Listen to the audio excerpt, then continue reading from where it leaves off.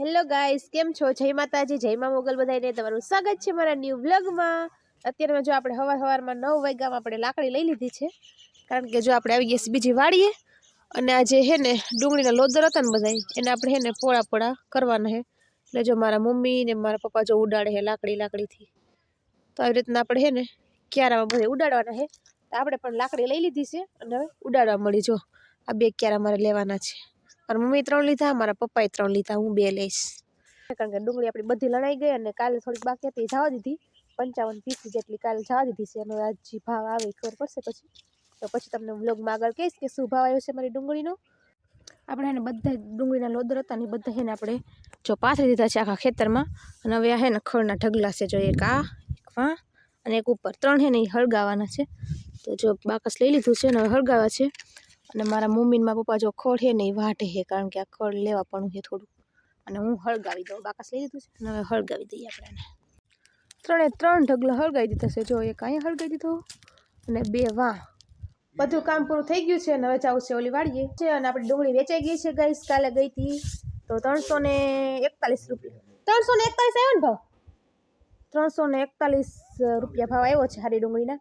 અને ગુલટી હતી એના 211 આવ્યા છે, અને બેતા હતા ને એના કંઈ 121 એવી રીતના આવ્યા છે. તો ભાવ તો સારો આવી ગયો છે, વાંધો નથી આવ્યો. તો હાલો હવે જઈએ ઓલી વાડીએ. ગાઈસ આવી ગયા છે ઘરે, અને અત્યારે જો હે ને બિલાડીને બચ્ચું પાડ્યું છે ને મેં, તો એને રંબાડું છું. તો જો કેવું બેઠું ખોળામાં મસ્ત મજાના આમ કરું ને તો એને મજા આવે. અને આ હે ને દૂધ આપ્યું છે તો દૂધ પીધું એ, અને હવે એને રંબાડું છું. જો કેવું મસ્ત બેઠું છે મીનું મીનું.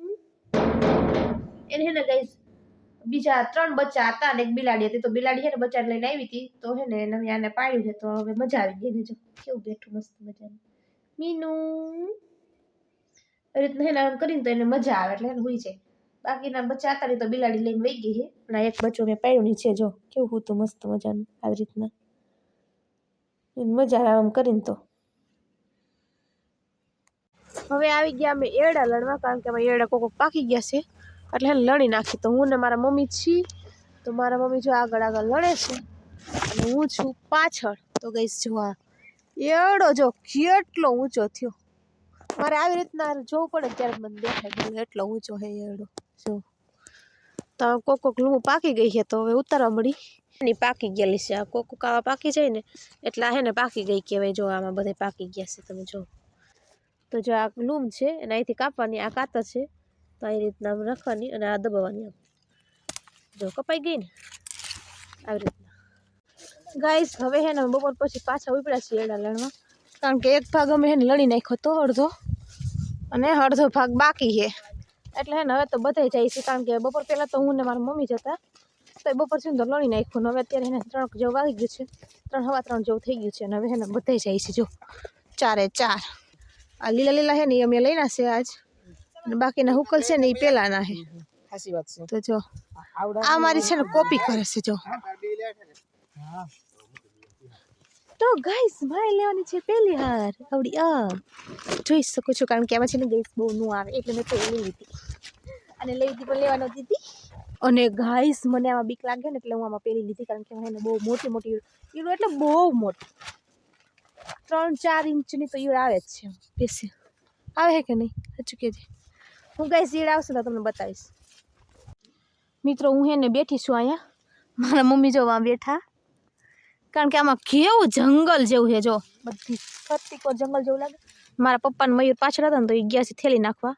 અને જો તમે આમ કેવું ઝાડી જેવું કેમ હોય, જંગલમાં ઝાડી હોય ને અસલ એવું જ થઈ ગયું. અને સુરજ દાદા જો કેવા સરસ મજાના દેખાય છે. પાંદડા અડાવી છે ને ક્યારેક ક્યાંક દેખાય. જો તો મિત્રો હું જાઉં છું ફારી નાખવા. જો ફારી લીધી છે આપણે, કારણ કે આ સેટે છે ને ફારી થઈ ગઈ એટલે આપણે ઓલી સેટે નાખવા જવાની. વજન બહુ છે, કારણ કે એડામાં વજન હોય. ભારી તો નાની જ છે પણ વજન ઘણો છે. મારા પપ્પા નાખવા જતા હતા ને, પણ મારે છે ને બાયણે આવું હતું ને એટલે મેં કીધું હું નાખ્યું, કારણ કે મને એને એડા લણવા ગમતા નથી ગઈ, કારણ કે એમાં ઈયળ હોય ને એટલે ઈયળથી મને બહુ બીક લાગે છે, બહુ એટલે બહુ જ.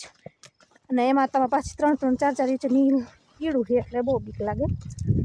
હવે જો અમારે બધા એડા ઉતારી ગયા છે, ઉતારીને આવતા રહ્યા છીએ. અને જો આ લૂમ જો કેટલી મોટી છે. ક્યાં આવે મયુર ડોકે આવી જાય. ના એટલે સુધી આવે ગાઈસ જો એટલી મોટી લૂમ છે આમ જો તો ખરા તમે ગાઈસ હું તમને કીધી હતી ને બિલાડીના બચ્ચા વહી ગયા બિલાડીના બચ્ચા જો અહીંયા આવી ગયા પાછા કારણ કે એને વહી ગયા પણ ના કોઈ ખાવાનું આપ્યું ન હોય એટલે પાછા આવી ગયા જો આ બિલાડી છે અને બચ્ચા જો અહીંયા હુતા જો મિની ચેક વહી ગયું તો અહીંયા જો મારા મમ્મી ને મારા પપ્પા ચણા તોડે છે એક તગારું તોડી લીધા ગાઈસ જો એટલા બધા લઈ જવા માટે આપણે લઈ જવાનું હે કા મમ્મી એક તગારું તોડ્યા તગાર ઉપર થઈ જાય આમ તો કારણ કે તગારા ઉપર એમ કેટલી ટોચ ચડાવી દીધી છે એટલે તોડી લીધા છે ને હવે તો આપણે હે ને ઘડીક આરામ કરશું કારણ કે એડા લઈને થાકી ગયા અને એને મજા બગડી ગઈ છે બહુ એટલે બહુ જ બગડી ગઈ તો હવે આરામ કરશું તો આપણે એ વ્લોગનો એન્ડ કરશું તો મારો વ્લોગ ગમે તો લાઈક કરજો શેર કરજો અને સબસ્ક્રાઈબ કરજો અને બેલ આઇકન દબાવવાનું ભૂલતા નહીં તો ફરી મળશું નવા વ્લોગ સાથે ત્યાં સુધી બધાને બાય બાય અને સબસ્ક્રાઈબ કરવાનું ભૂલતા નહીં